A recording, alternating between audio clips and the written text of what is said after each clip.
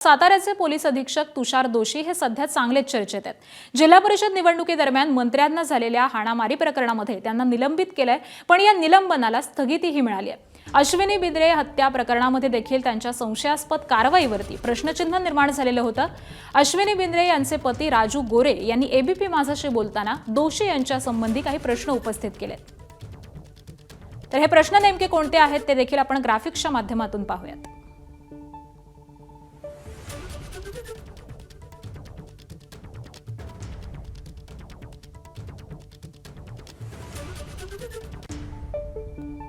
वादग्रस्त तुषार दोशींवर मुख्यमंत्री कारवाई का करत नाहीत असा अश्विनी बिंद्रेंचे पती राजू गोरेंचा पहिला सवाल आहे।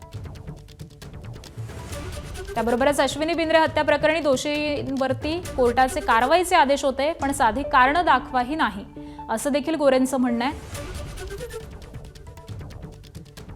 अश्विनी बिंद्रे प्रकरणातील दोषींची ढिलाई फडणवीसांच्या निदर्शनास आणली, पण कारवाई नाही असं देखील गोरे यांनी म्हटलेलं आहे। त्याबरोबरच तुषार दोशीवर कारवाई तर झालीच नाही, उलट राष्ट्रपती पदकानं सन्मानित केलं ही शोकांतिका आहे।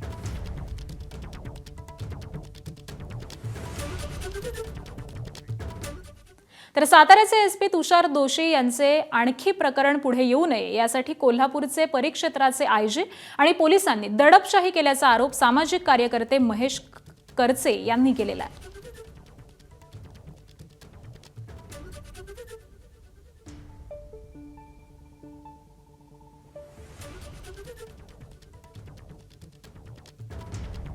तर तुषार दोशींवरती आणखी काही प्रकरणं ही पुढे येऊ नये यासाठी पोलिसांकडूनच दडपशाही केली जाते, महेश करचे यांनी असा आरोप केलेला आहे।